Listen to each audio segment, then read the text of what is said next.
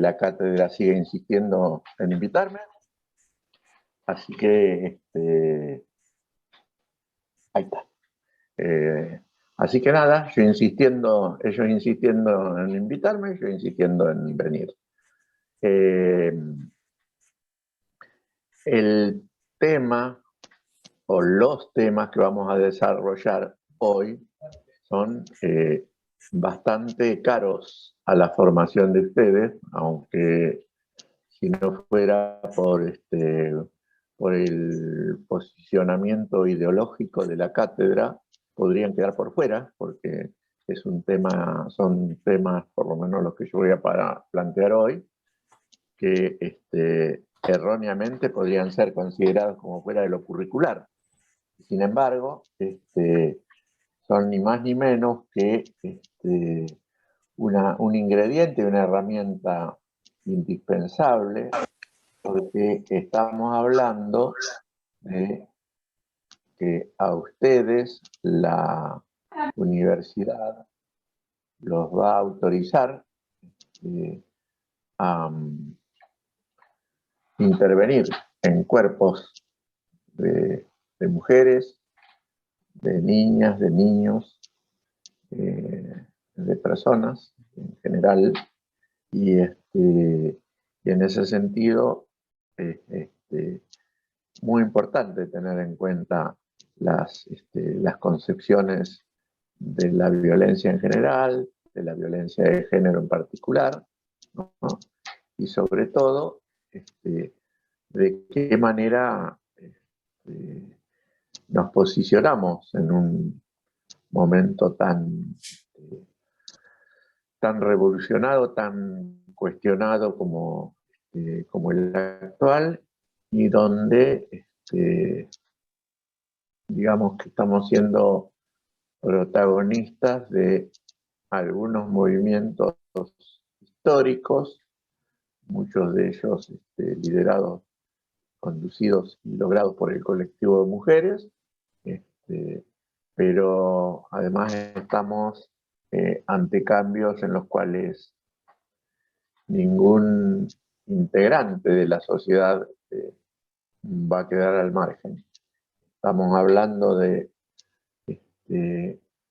cuestiones que tienen que ver con la deconstrucción de una cultura que hemos habitado hasta ahora, que seguimos habitando, pero que inevitablemente hay que seguir trabajando para deconstruirla. Estoy hablando de lo que ustedes escucharán a cada rato nombrar como la cultura patriarcal, y que sospecho que Susana Galarza, querida compañera y amiga, me debe haber ahorrado mucho del trabajo en relación a tener que explicar de qué se trata la cultura patriarcal. Así que bueno, en ese sentido me apoyo en el supuesto de que ella dijo lo que iba a decir, y esto nos permite abrirnos hacia otras cuestiones, hacia otros lugares. Hay algunos conceptos que vamos a trabajar hoy y que yo se los señalo porque además doy por sentado que las preguntas que pueden ser incluidas en parciales, finales, no sé cómo es el esquema de evaluación, seguramente van a incluir estas temáticas. ¿Qué es lo que vamos a aprender hoy? Entre otras cosas, no sé si vamos a aprender. ¿De qué vamos a intercambiar? Punto 1, de qué hablamos cuando hablamos de maternidad y paternidad responsable.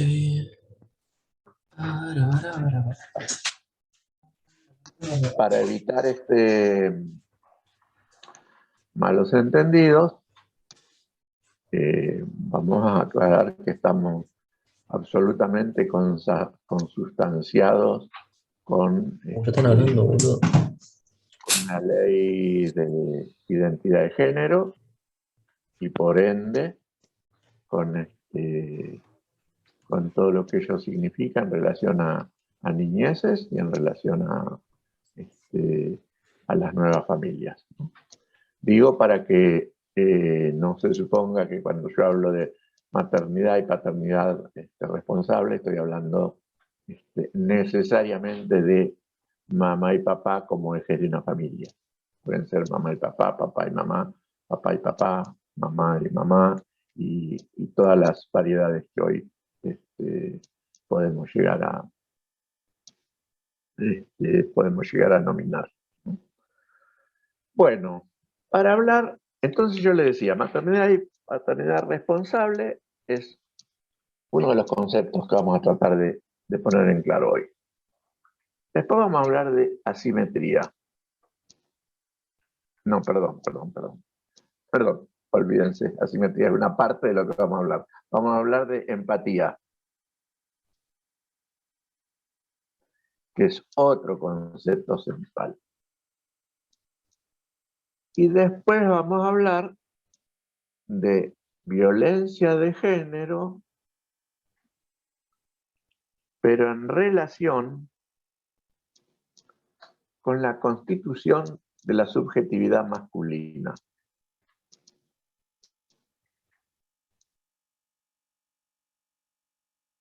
Con lo cual, finalmente, vamos a intentar hacer un recorrido que nos permita ver de qué hablamos cuando hablamos de subjetividad y de qué hablamos cuando hablamos de aparato psíquico. Este sería medianamente el marco conceptual del cual vamos a partir, ¿no? También vamos a aclarar por qué hablamos de subjetividad masculina en relación a la violencia de género y por qué no hablamos de subjetividad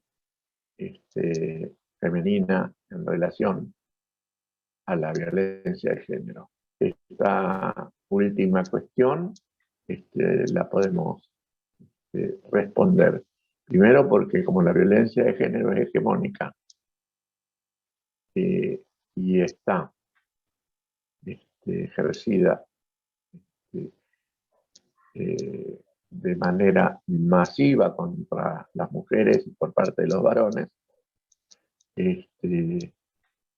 detenernos demasiado a tratar de ver que tiene que ver la mujer con la violencia que recibe por parte del violento, justamente, que es de alguna manera un riesgo de victimización o de revictimización. En algún momento serán las mujeres quienes tengan que empezar a trabajar esta temática, pero no es el momento. Y tampoco es mi tema. ¿Sí? Bueno, si bien la idea es que después cerremos la última media horita o la última parte del segundo Zoom, capaz que parte de un tercero, que cerremos con intercambios y preguntas. A mí me gustan mucho más los intercambios que las preguntas, pero eso lo van a ir decidiendo ustedes. Independientemente de eso, si hay algo que urge, si hay algo que se les ocurre que es necesario aclarar, levantan la manito si la encuentran por ahí o nos hacen una seña desesperada con la esperanza de que Silvia, María Angélica o yo nos demos cuenta y podamos darle la palabra, ¿sí? Lo de maternidad y paternidad responsable es un tema centralísimo en una conformación social como la actual, donde estamos frente a una una cuestión de social que tiene que ver con una fuga, con una ausencia adulta en la crianza de niños, niñas y niñas.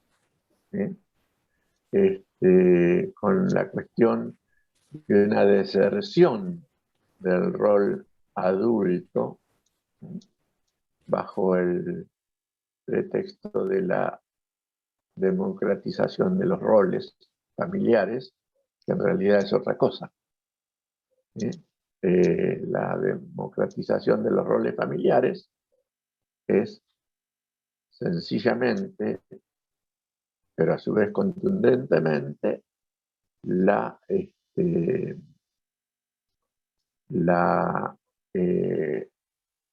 legitimización, creo que se dice así, de la palabra de todos y todas los miembros de la familia. ¿Sí? Pero hay un elemento que no puede escaparse en este análisis. Por eso hablamos de fuga adulta y por eso decimos que en muchas situaciones de conflictivas familiares severas, sobre todo las que se suelen ver porque llegan a las escuelas, estamos frente a una apariencia de niños y niñas criando niños y niñas, independientemente de la edad que tengan esos progenitores, que pareciera que continúan en una situación de hijo, hija, hija, y no logran asumir el rol que socialmente y necesariamente tienen que transitar. Entonces nosotros tomamos este concepto de Silvia Bleichmar, que habla de amor, de responsabilidad y de empatía. Estas tres palabritas, anótensela por ahí, porque son valiosísimas, y nos vamos a encargar de que las colegas les pregunten ¿de qué se trata esto de amor, responsabilidad y empatía? Porque además es fácil y es necesario aprenderlo. Bueno, ¿por qué hablamos de amor? Porque es imposible plantearse la crianza, el cuidado, la tutela, como se lo llama jurídicamente, si no hay amor. Yo no puedo criar a un hijo o a una hija si no tengo amor hacia ella. En todo caso, voy a hacer otra cosa, pero difícilmente sea crianza y educación. Una controversia que apareció cuando se empezó a trabajar la cuestión de los niños y las niñas que habían desaparecido durante la dictadura y que habían sido dados en adopción. Quienes trabajamos con este tema, yo hice una pequeña investigación en su momento que se llamó Niños desaparecidos y su presunta reaparición en sesión, porque me interesaba diferenciar lo que eran los niños y las niñas dadas en adopción, pero sin que se supiera que ese niño o esa niña habían sido secuestrados, de aquellos otros niños o niñas que eran adoptados por los raptores y asesinos de sus progenitores, ¿no? Y en ese caso, todo parece indicar que el odio que los que los genocidas tenían hacia los padres de esos niños, de una u otra manera terminaba transmitiéndose. Por eso nos encontramos en la recuperación de estas infancias, nos encontramos con situaciones donde han sido criados con muchísimo amor y otras situaciones donde la norma era el maltrato. Entonces, en ese sentido, tomando a Silvia Bleichmar, nosotros decimos que la primera cuestión para una buena crianza es amar a quien se va a criar, amar a quien se va a educar, amar a quien se va a tutelar. La segunda cuestión, que sin ninguna duda ponemos sobre el tapete, es la responsabilidad. Cuando alguien decide ser madre, padre, es necesario que asuma la responsabilidad por esa persona que va a traer al mundo.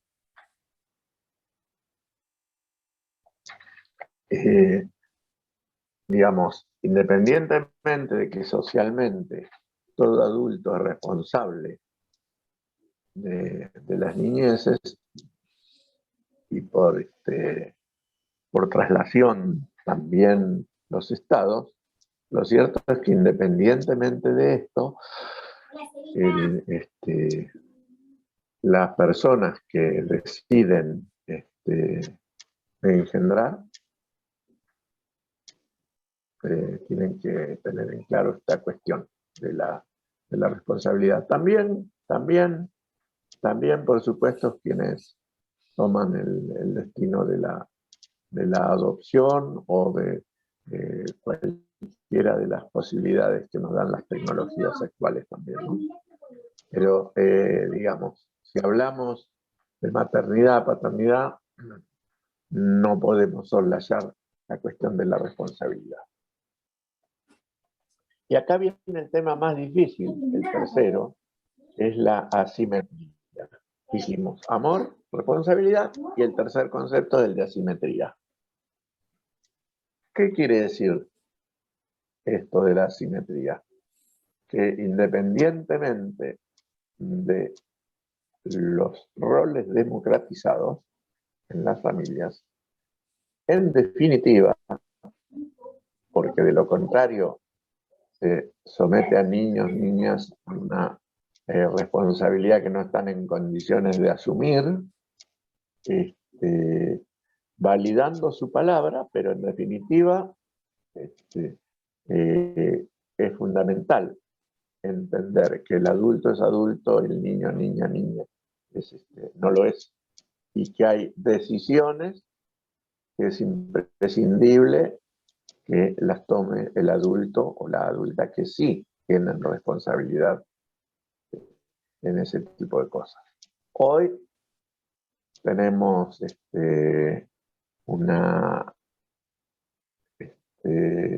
un instrumento de vanguardia que es el nuevo Código Civil Comercial, que habla de los agujeros, de los diferentes pasos que van hacia la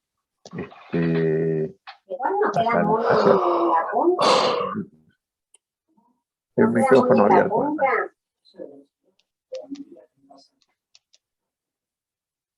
Profe, tenés el micrófono apagado. Si no va a haber que ponerle así de las mensulitas. Hay alguien que tiene el micrófono abierto, si lo pueden silenciar, estamos escuchando una conversación. Hola, Ruiz. Bueno, seguimos. Sí.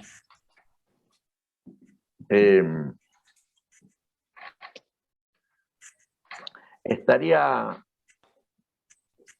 interesante que repiensen, y después si quieren lo conversamos un poquito más, esto de la asimetría, ¿no?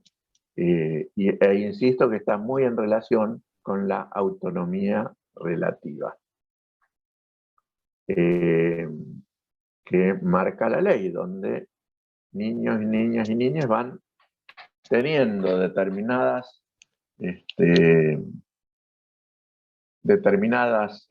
autonomías a medida que van transcurriendo algunas edades. Si bien no siempre las edades son un parámetro confiable, pero hoy por hoy es lo que tenemos. Cierro ahí entonces. Primer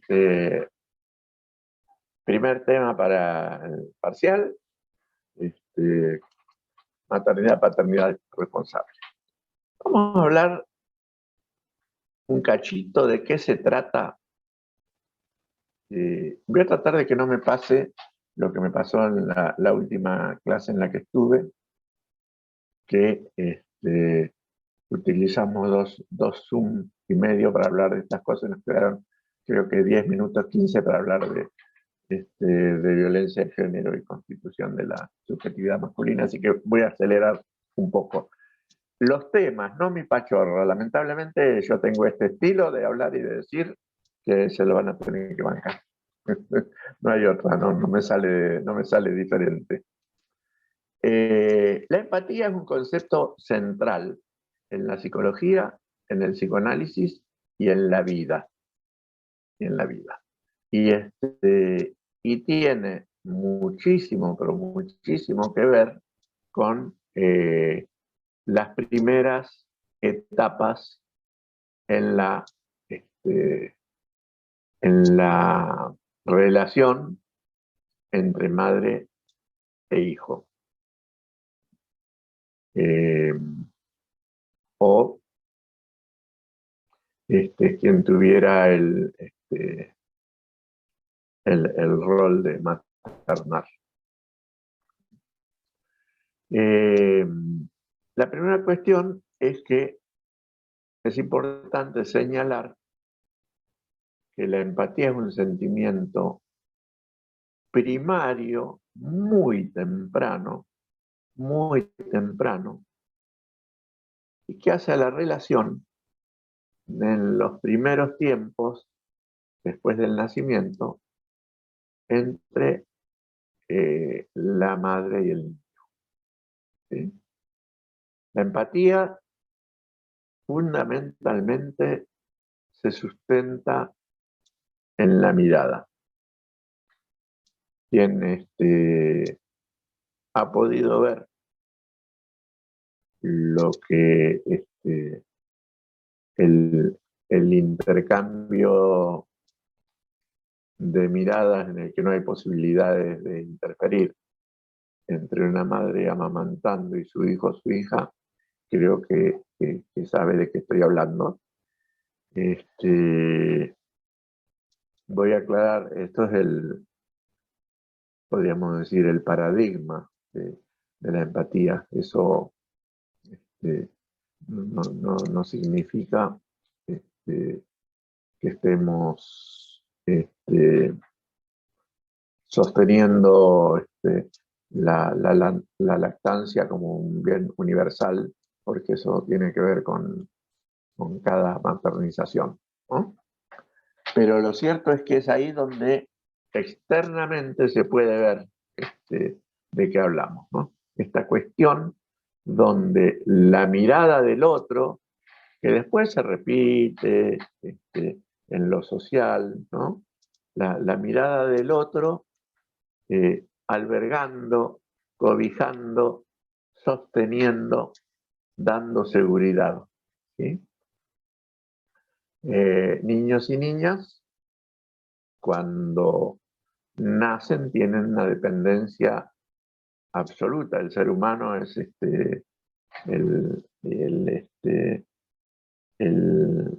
digamos, la unidad biológica más dependiente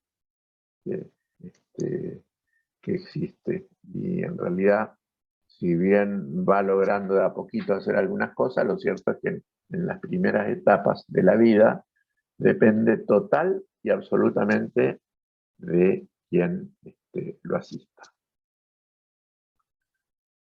Hubo una psicoanalista inglesa, Melanie Klein, que es una discípula de Freud, pero que se diferenció en algunas cosas de Freud, que observó muchísimo las formas en las que se fueron dando las conductas de los bebés, ¿no?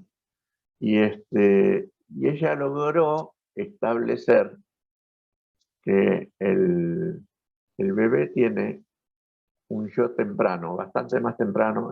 Esto solo para que se ubiquen, no es un dato central que tengan que aprender. Para Freud el yo era tardío, era todo un proceso de llegada, después una serie de diferenciaciones psíquicas. Melanie Klein establece el yo de manera temprana, ya casi desde el nacimiento, ¿no? El yo como una instancia que permite la experimentación y la expresión de emociones, pero sobre todo,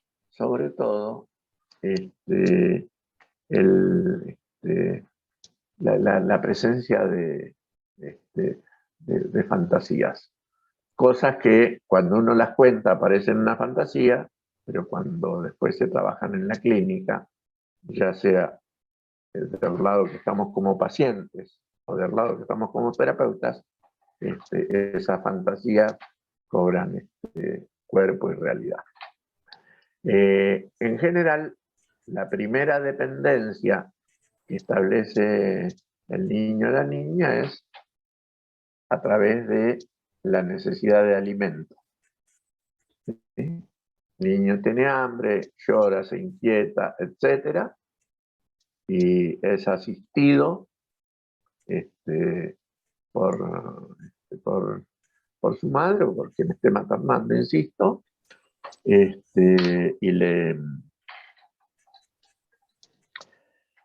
le calma las ansiedades.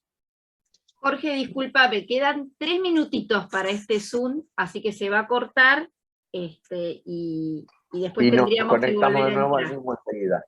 Perfecto, perfecto. ¿Querés que esperar que se corte o querés que lo cortemos acá? Como vos quieras. No, esperamos que se corte solo, así Bueno, estamos bárbaro. todos preparados y hacemos clic enseguida. Sí, igual tarda unos minutitos en terminar de bajar. Sí, está bien, está bien. Ok. Igual viste que vamos a estar ansiosos apretando hoy. Sí. Bueno, la cuestión es que el niño tiene hambre, llora o se mueve o hace lo que hace y recibe la teta, la mamadera, lo que sea. En el medio suelen pasar cosas, que la madre esté ocupada, esté distraída, tenga que hacer otras cuestiones y no pueda asistir rápidamente a la demanda de alimentos. Que por otro lado empiecen a incorporar esto. La demanda de alimentos es solo demanda de alimentos la primera vez. La segunda vez ya es demanda de amor. Más allá del hambre, la demanda de alimentos se convierte en un comprobante acerca de si la persona que lo tiene que asistir lo quiere o no lo quiere, está atento o no está atento. Esto, digamos, se ve con muchísima claridad después en el futuro, cuando se trabajan patologías como la anorexia, la bulimia, etc. Se ven estos fallos empáticos que atacaron en la primera etapa de la niñez. Decía, cuando el niño o la niña están demandando alimento / amor y no lo reciben, estamos ante una de las situaciones que generan odio. Ahí tenemos el nacimiento del odio en el ser humano. Estamos hablando de bebitos, ¿sí? Y creo que todos y todas hemos experimentado la intensidad del odio en la niñez, ¿sí? Es decir, cuando un niño o una niña odian, no es que tienen bronca como tenemos la mayoría de los adultos, sino que en ese momento quiere destruir, quiere que la persona que no lo quiere, según su traducción, se muera. ¿Sí? Así de intenso, pero también así de efímero es el odio en las niñeces, ¿no? Entonces, cuando hay una demora, no sé, por ejemplo, lo mío es más eterno.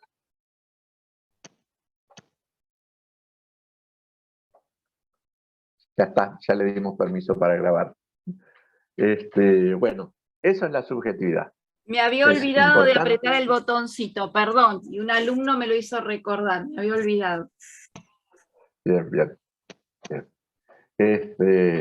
Me parece que con eso, para entender de qué se trata la subjetividad, es suficiente si a esto lo completamos, esto me van a ayudar ustedes, las integrantes de la cátedra, si a esto lo completamos con el artículo de Silvia Bleimar sobre subjetividad, que no sé si se los hice llegar. Si no se los hice llegar, se los hago llegar en estos días. Pero con Silvia Bleimar y con el artículo mío sobre la constitución de la subjetividad masculina estamos bastante hechos, ¿sí? Entramos en el tema de violencia de género. La primera cuestión es que algo que tiene que quedar en claro es que cuando hablamos de violencia de género, hablamos de violencia de el hombre hacia la mujer. Y hoy estamos abriéndole las puertas teóricas a las diversidades. Pero digamos, desde el esquema original, es violencia de género, es eso, violencia masculina, violencia machista. No hay no hay mucha discusión en esto, porque a veces se dice, no, pero también cuando una mujer le pega a un hombre o ejerce violencia sobre un hombre, también está ejerciendo violencia de género. No, el concepto de violencia de género es un concepto acuñado desde las teóricas del feminismo, ¿sí? Y desde que se adoptó este concepto, siempre se entendió que se trataba de eso. Podemos buscar otros nombres para las otras violencias, pero no el de violencia de género. Esto es importante que quede claro, ¿sí? Por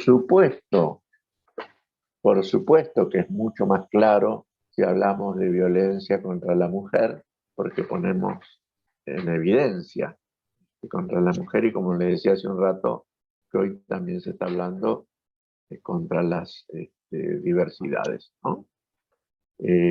Contra las diversidades feminizadas. En este caso estamos hablando de violencia de género. La violencia de género, en su concepción original, es la violencia que se ejerce contra la mujer por el hecho de ser mujer. No es cualquier violencia ni por cualquier cosa.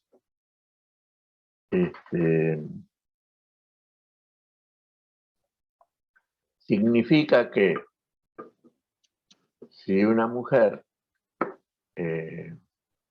recibe violencia en otro tipo de acto un acto delictivo, le roban, la quieren extorsionar para sacarle dinero, etcétera. En realidad estamos hablando de otro tipo de violencia. La violencia de género tiene siempre que ver con esto de pretender avasallar la libre decisión de la mujer. La violencia está dirigida a cercenar la elección sexual, la independencia económica, la independencia afectiva, etc., ¿no? Casi siempre aparece cuando la mujer dice que no.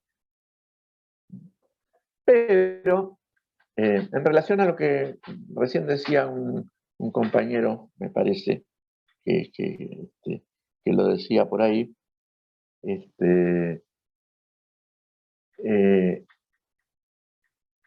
no estuve en la clase de Susana, pero me parece difícil que Susana haya planteado que la violencia de género también puede ser a la inversa, porque compartimos absolutamente el horizonte teórico con Susana. A lo mejor ha habido alguna confusión, a lo mejor dijo que algunas personas confunden esta temática. Y acá hay una cosa que tiene que quedar claro para poder seguir hablando de este tema, que nosotros hablamos, cuando hablamos de violencia de género, hablamos de violencia machista. Y hacemos una diferencia muy grande, que es lo que está planteado en el trabajo que ustedes van a recibir o recibieron, un trabajo que escribí yo. Es fundamental diferenciar lo que es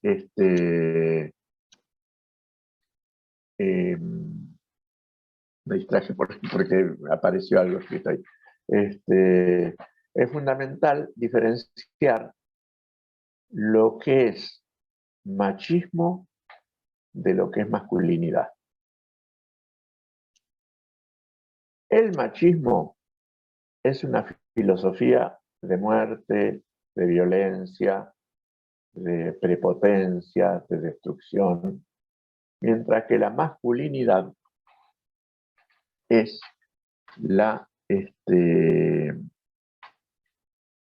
digamos, la característica positiva, diría yo, del ejercicio del ser varón, ¿sí?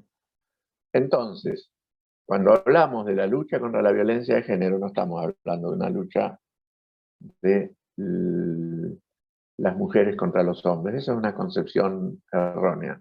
Estamos hablando de una lucha de mujeres y hombres contra el machismo, ¿sí?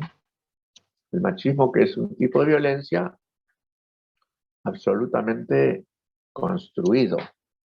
Es un tipo de violencia que se aprende. Algunas veces hablamos de las consecuencias del abuso sexual contra niñas y niños y de las consecuencias de la violencia. Porque si bien el abuso puede ser considerado una violencia, en realidad, a los fines de que quede claro que el abuso tiene características propias, hacemos esta diferenciación entre abuso y violencia contra las niñas o las niñeces. De paso, para que vayamos teniendo en cuenta cómo se va transformando nuestra estructura de investigación y de estudio, también es importante señalar que a los fines académicos, cuando hablamos de niñez, hablamos de niñas y niños, y cuando hablamos de niñeces, estamos hablando también de la inclusión de las diversidades en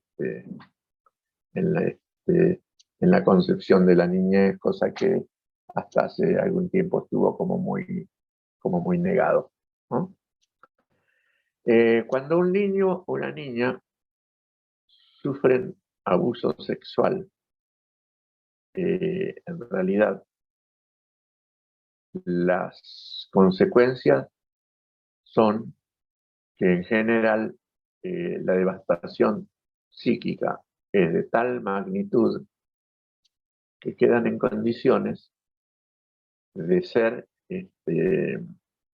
abusados en todas y cada una de las instancias de su vida. Por eso,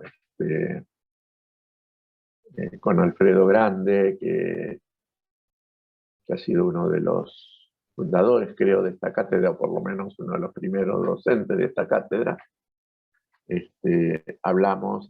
diseñamos hace unos años un curso que era del abuso sexual del niño al abuso político del adulto, para que se pudieran percibir las catastróficas consecuencias que hasta incluso en lo social puede llegar a tener el abuso, ¿sí?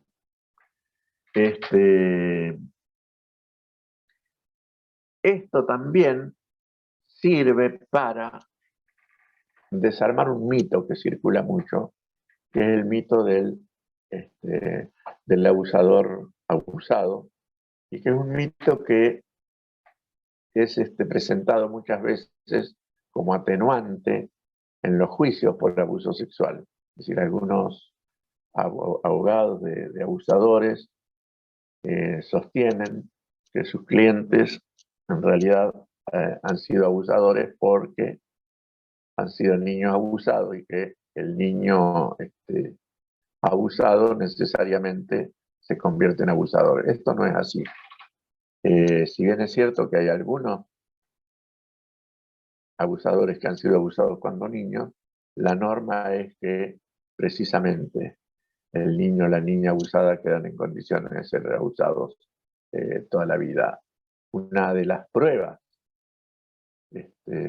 más características de esta situación es que la mayoría de las mujeres, la mayoría de los abusos son cometidos contra mujeres, contra niñas, ¿no? Y sin embargo, la mayoría de los abusadores son hombres. Con lo cual, en esta primera cuestión estadística, se caería esta cuestión, ¿no? Esto no quiere decir que no hay que estar atentos, si bien no es el tema de hoy, pero les completo el esquema.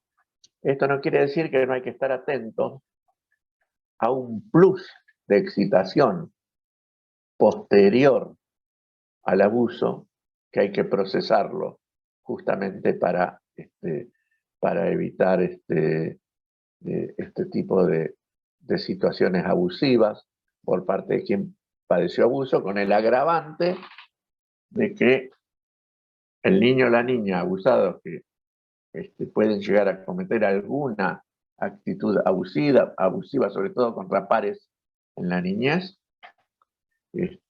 al ser sujetos neuróticos, desarrollan un componente de culpa que es un preocupante elemento autodestructivo en la psiquis de ese niño o de esa niña en crecimiento.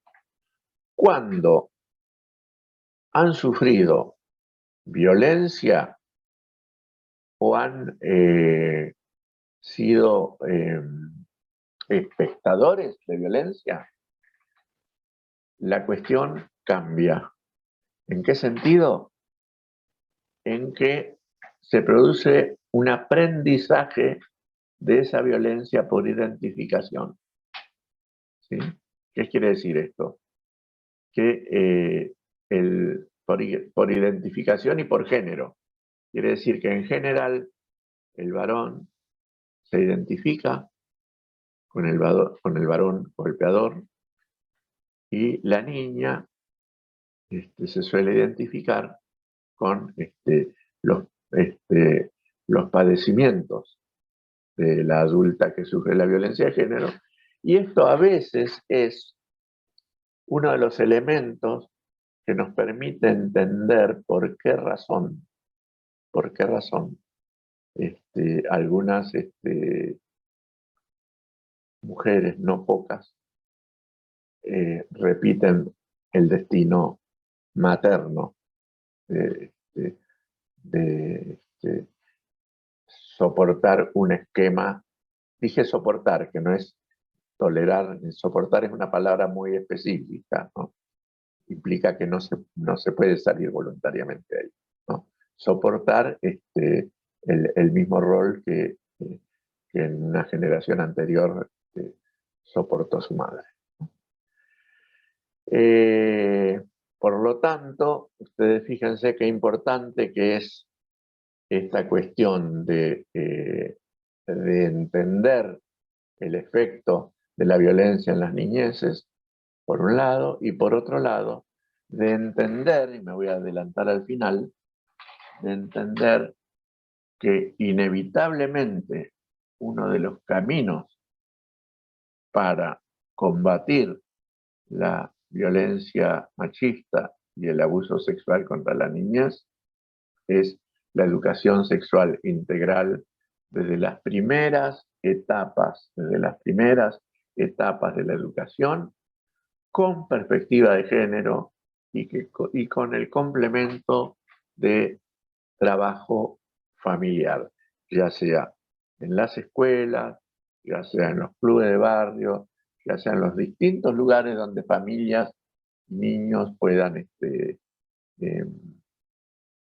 estar transitando, ¿no? La educación sexual integral, hoy por hoy, es el único elemento que conocemos. ¿Se cortó? No. Ay,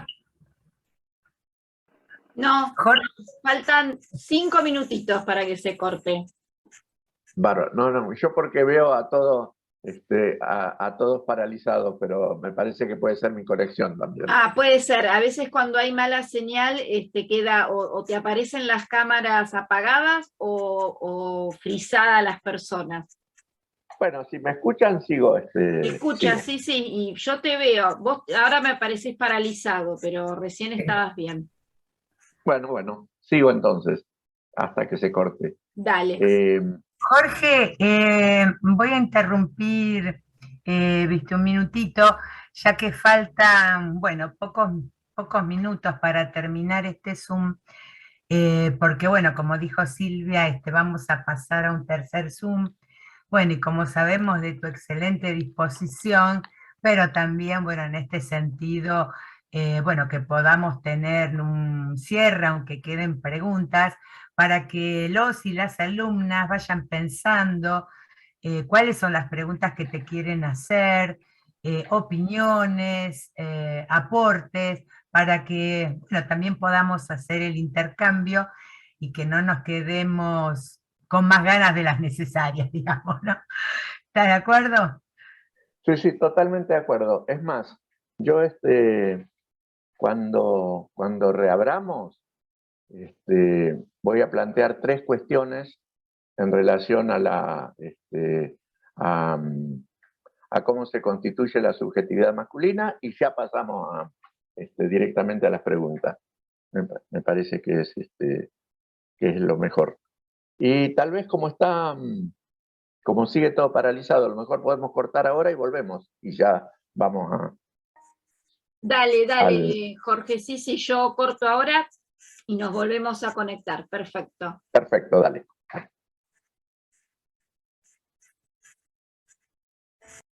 Un esquema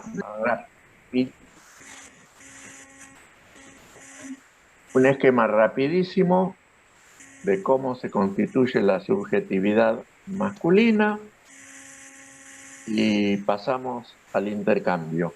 no hay problema con responder preguntas, pero también estaría bueno si se animan a dar su opinión, que no tiene por qué ser consustancial con lo que yo estoy planteando, ¿no? Estamos en una etapa de construcción de cuestiones que tienen que ver con el género, donde nadie tiene la verdad absoluta sobre estas cuestiones. Así que es importante poder animarse a opinar, a disentir, etc., ¿no? La subjetividad masculina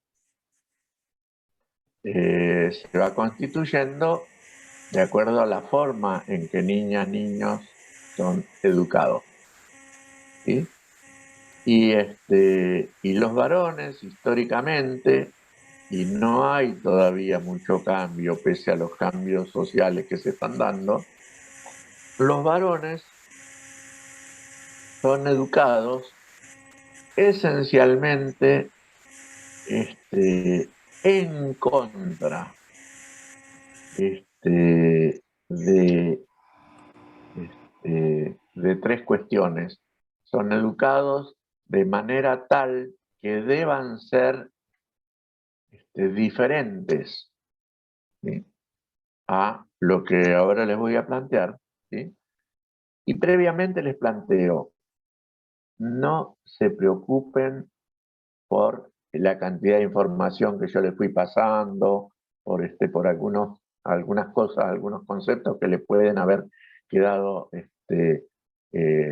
descolgados, porque en los dos artículos que les va a hacer llegar la cátedra, por lo menos los dos que yo les hago pasar, está claro, está explicado, está ordenado, y no les va a costar nada. Bueno, para ser varón se educa a los niños y niñas en función de que necesitan diferenciarse primero que nada de la mujer.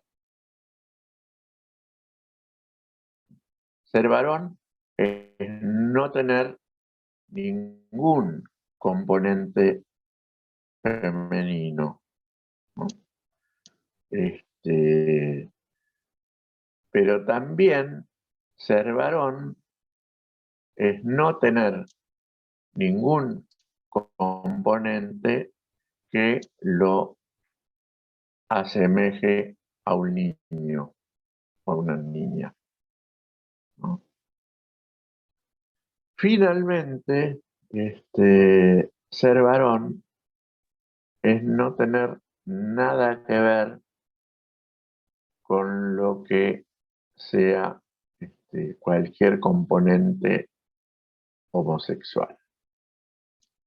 Según la personalidad de cada quien, según la estructura de personalidad de cada quien, según la rigidez en las formas de la educación, según las formas en que se va portando en el sentido de llevar, ¿no?, esta educación, esto de lo que hay que diferenciarse se puede convertir en odio y por lo tanto esto puede llevar a la necesidad de destruir en el otro, por proyección, lo que se rechaza de uno mismo, ¿no?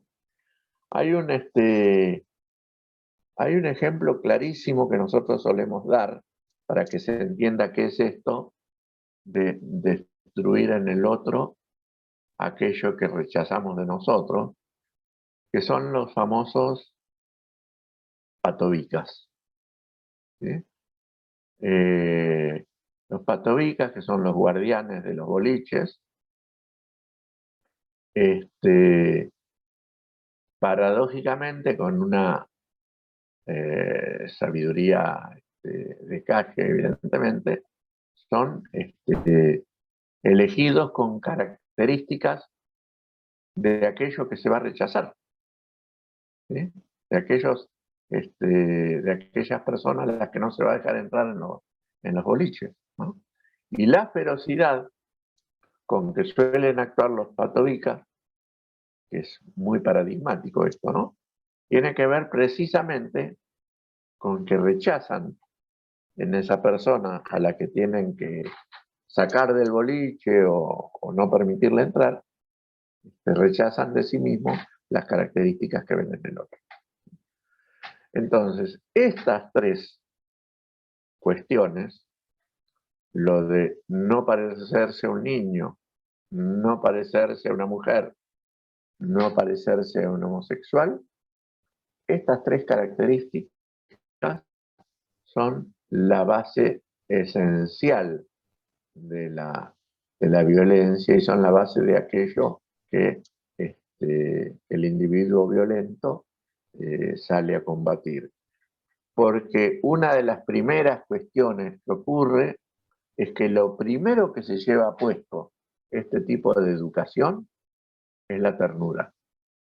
Acuérdense, yo no lo dije porque me parece que no tiene mucho sentido abundar en eso, pero si lloras sos maricón, o sos una mujercita, no hay ningún tipo de valoración en este tipo de conformación subjetiva de todo aquello que tenga que ver con el amor. Cuestión que queda al desnudo cuando ante el no, se desata toda esta cuestión de imposibilidad de admitir que algo no sea propio, ¿no? Y que lleva a la destrucción del otro, la famosa cuestión de o sos mío o no sos de nadie. Pero hay una última cuestión que quiero aclarar, y con esto sí pasamos al intercambio, que es que lo que tiene que quedar en claro es que para que exista la violencia contra la mujer, la primera cuestión que necesitamos subrayar es que es necesario que en esa relación haya un hombre violento. Esta es la primera cuestión. Si bien es cierto que sostenemos que los violentos no son monstruos, sino que son productos sociales, cuando decimos que no son monstruos, no estamos diciendo que pobrecitos son muchachos buenos. De hecho, lo aclaramos todo el tiempo. El sujeto que viola, que abusa, que golpea, tiene que pagar sus cuentas ante la justicia. Pero la sociedad no es inocente de estas violencias que se ejercen en su seno, porque la sociedad es la que fabrica esto. Entonces, cuando metemos a un femicida preso, cosa que hay que hacerlo y que yo creo que está bueno, que además sea de por vida, porque la compulsividad hasta hoy, hasta lo que conocemos hasta hoy, no tiene arreglo. Entonces me parece que está buena la pena, está bueno, pero no tenemos que perder de vista que de cualquier manera, mientras no se solucionen las cuestiones de la educación, quedan intactas las condiciones de producción de ese tipo de subjetividades. Y cerramos acá. Vamos a un intercambio, si les parece.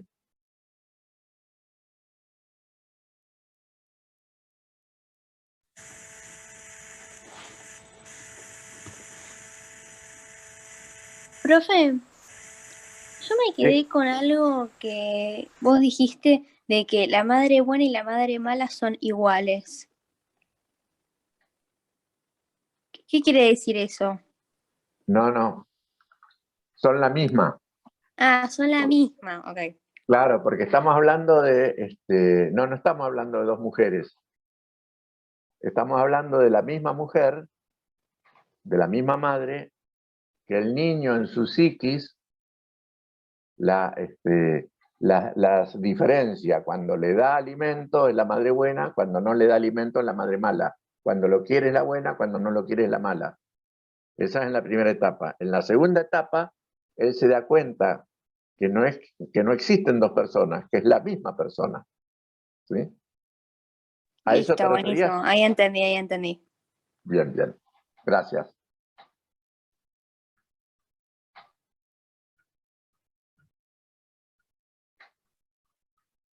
A ver, Jorge, vos estabas hablando de, bueno, amor, responsabilidad, empatía, como, bueno, Asimetría. responsabilidad, gracias.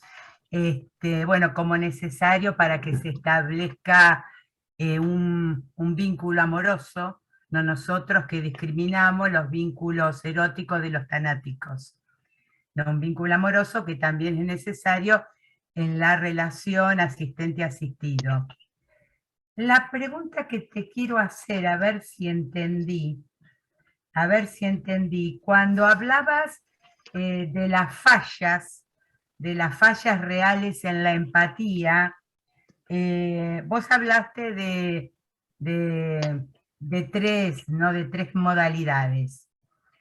Una de ellas que no logra no procesar nada del odio y sale a matar. Sí. Esta, que es una de las tres modalidades, ¿tiene que ver con el patriarcado o es otra cosa? Mira, vos sabés que, claro, vos me preguntás algo que está en este momento justamente en, en plena ebullición teórica. Tiene que ver con el patriarcado, claro que tiene que ver con el patriarcado, porque en realidad pero hay una cosa que va un poquito más allá del patriarcado.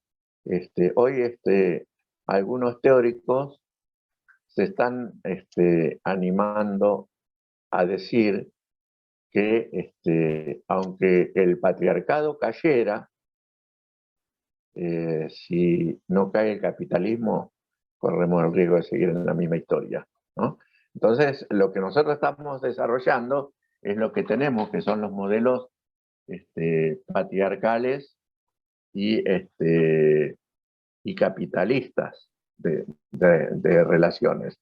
En realidad, cuando Melanie Klein hace todos estos desarrollos, cuando Freud hace todos esos desarrollos, digamos, eran sujetos como muy capturados por la subjetividad de la época y por los esquemas teóricos de la época, independientemente de que, por ejemplo, cuando leemos El malestar en la cultura, más allá del principio del placer, o un artículo muy actual de Freud, que lo pueden encontrar en las redes, que es ¿Por qué la guerra?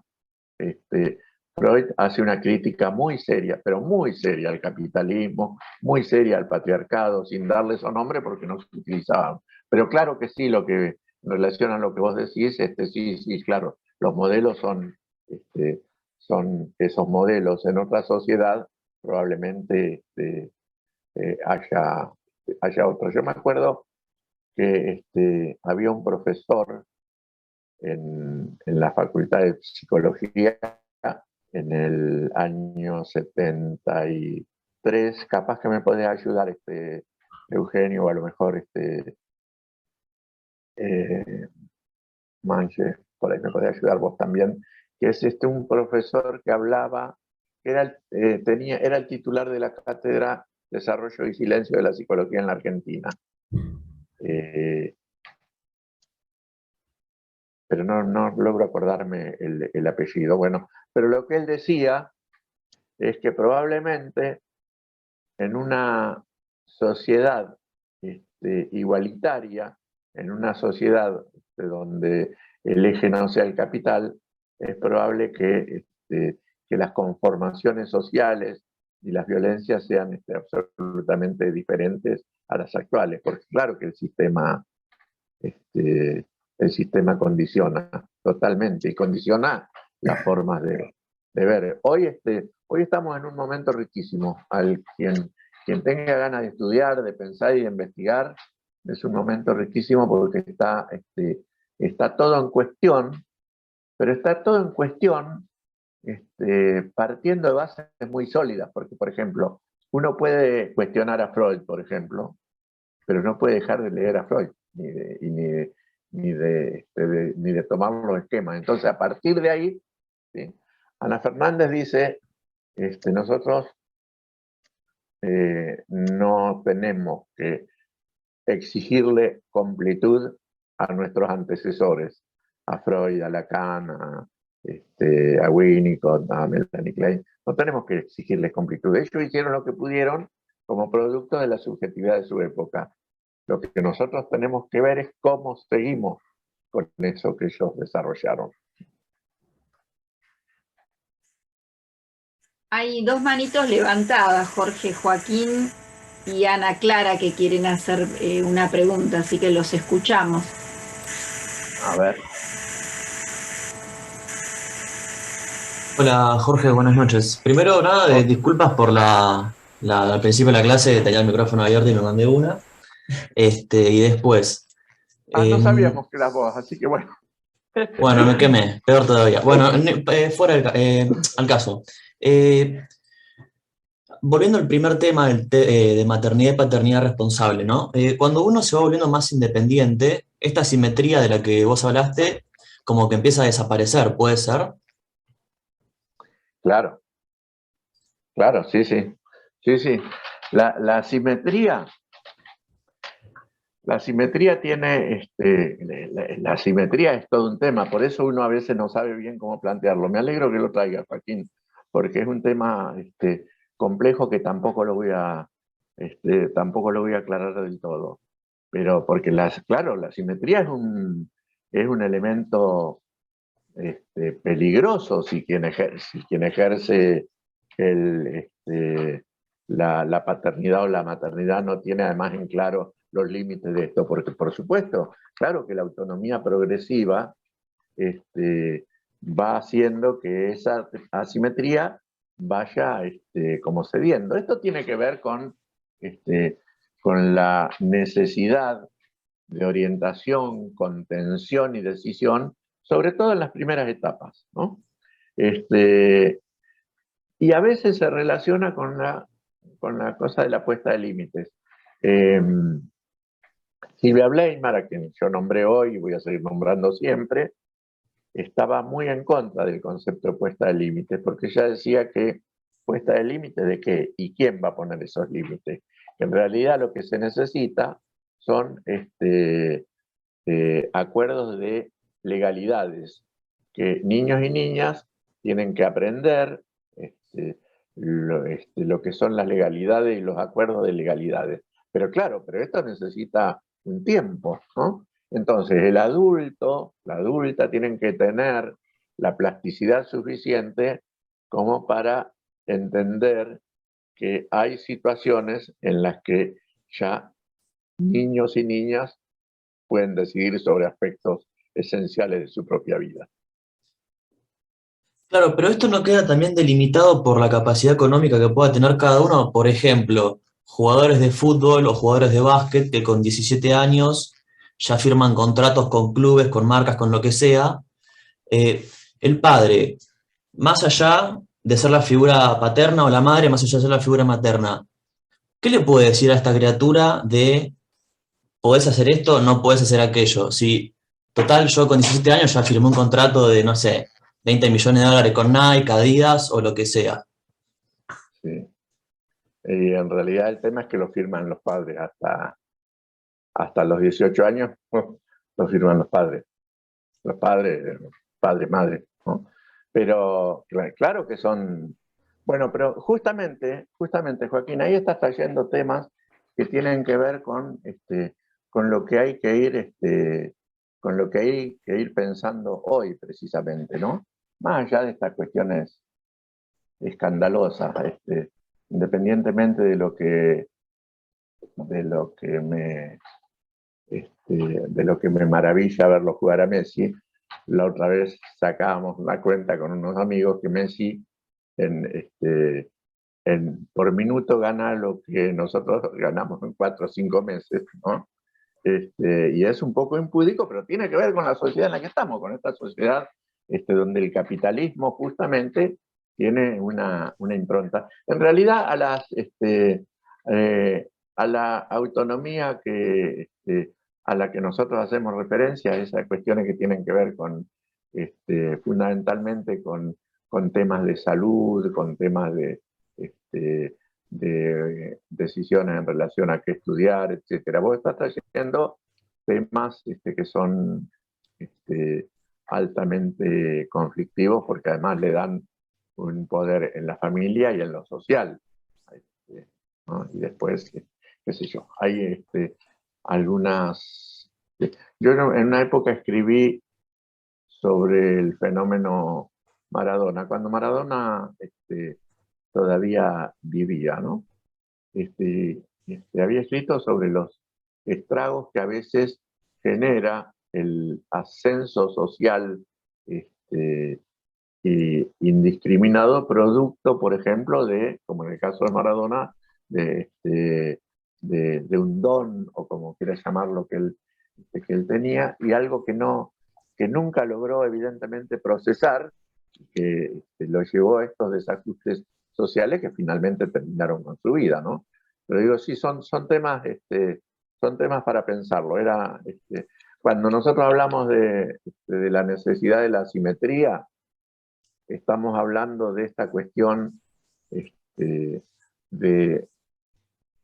niños de 4, 5, 6, 10 años que a veces uno los ve con el peso de tomar determinadas decisiones, ¿no? O, por otro lado, que a veces decisiones que pueden tomar son impedidas por los adultos. Por eso es tan importante esto que nosotros señalábamos de la educación sexual integral, ¿sí?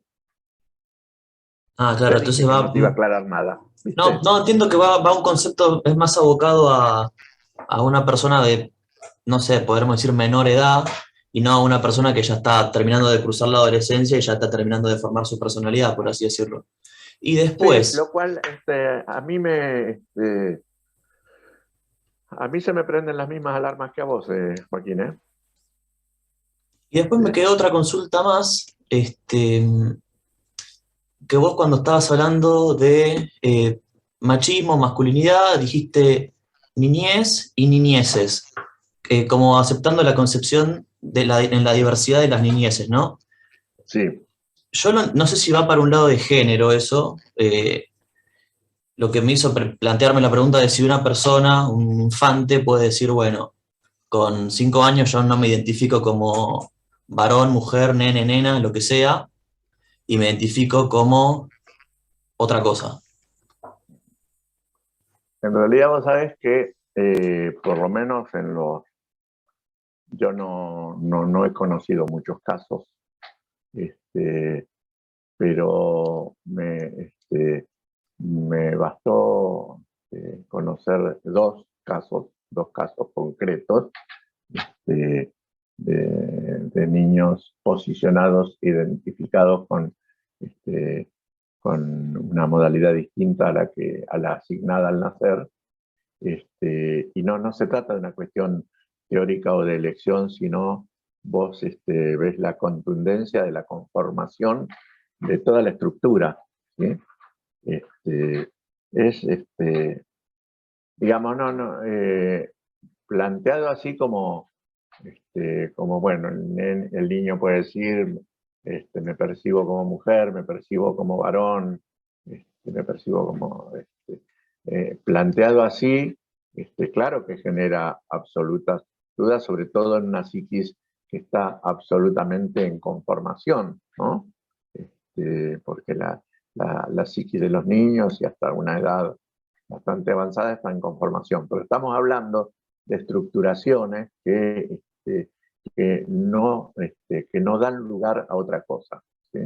Es delicado el tema, por eso es importante no tomar no tomar el tema así como que, si el niño dice esto, es suficiente esto. No, no, estamos hablando de un proceso bastante más, más profundo. No sé si vendrá alguien a la cátedra a hablar de ese tema, este, pero sí, hoy es muy difícil, no por una cuestión de moda, sino por una cuestión de lo que uno puede empezar a ver, porque después no es que, no es que cuando vos tenés una actitud represiva hacia ese niño o esa niña que se estructura de manera diversa, no es que lo ahogás y ahí queda, sino que son esas personalidades que después, cuando adultos, suelen adoptar la identidad que habían percibido cuando niño, cuando niña, y cuentan todo el sufrimiento que ha sido el transcurrir la niñez, la adolescencia y a veces el principio de la adultez, en una situación de represión, en una situación este, de, de negación. Pero bueno, es un tema que también, como decía antes, hoy por hoy nadie tiene la verdad absoluta. Si vos me decís, ¿es suficiente con que un niño diga que se percibe de tal o cual forma? No. Me parece que hay que estar atento para ver un poco más de qué se trata. ¿Sí? Hay un libro, Yo niña, yo princesa, que es muy instructivo en este sentido, porque está escrito por una mamá que tenía las mismas dudas por las que hemos atravesado todos, y cuenta el proceso por el cual finalmente se terminó, aceptando que la verdadera identidad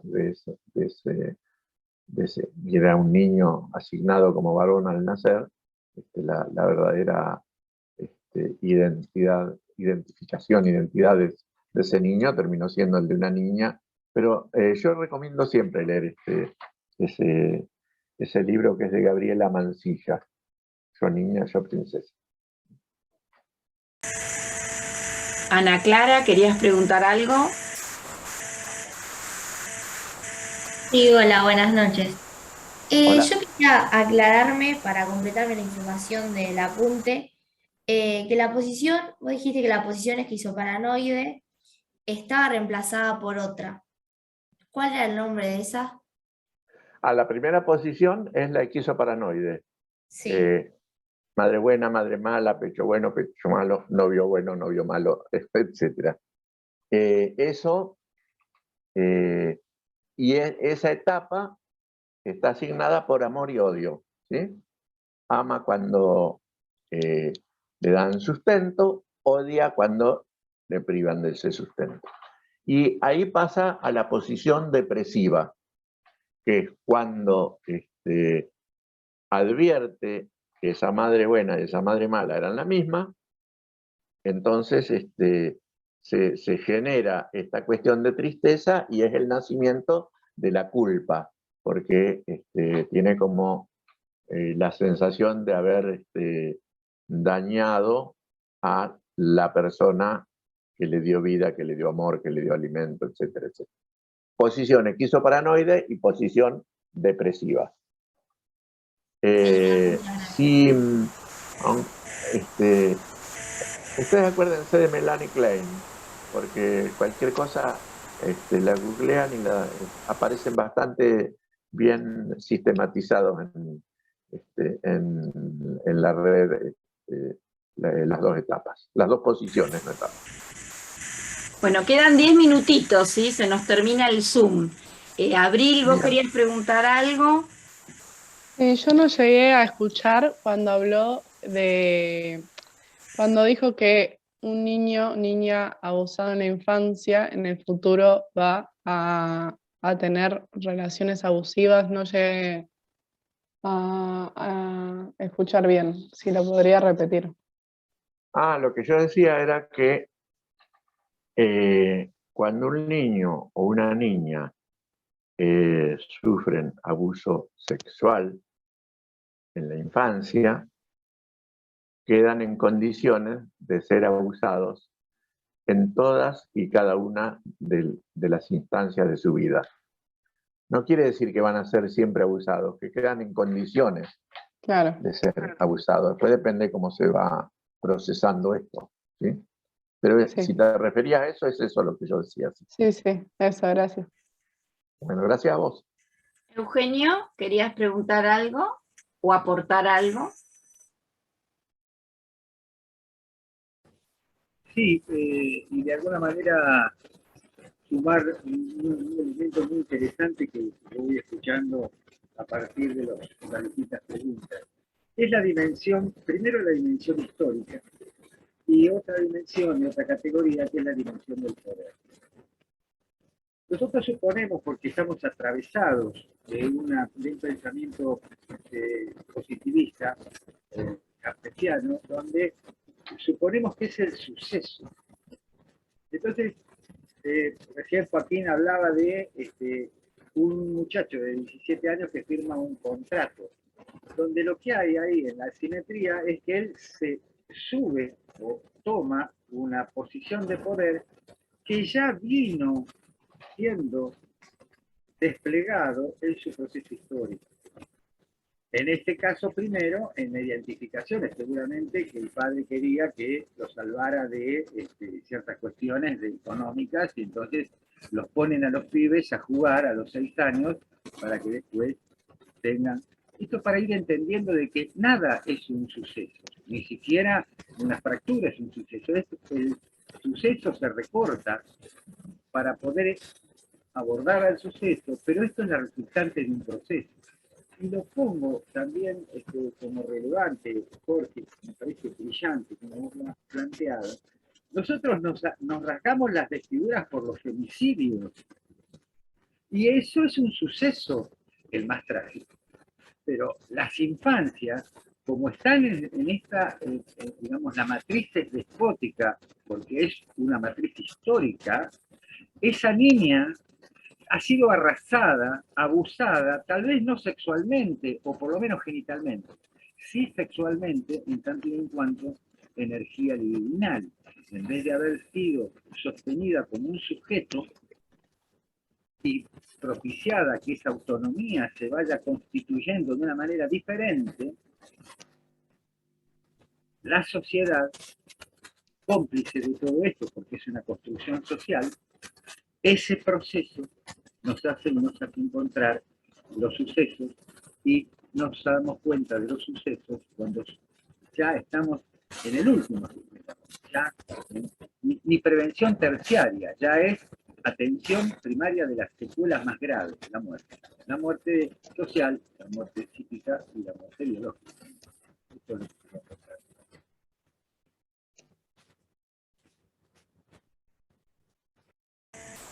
Gracias, Eugenio, por la claridad, siempre.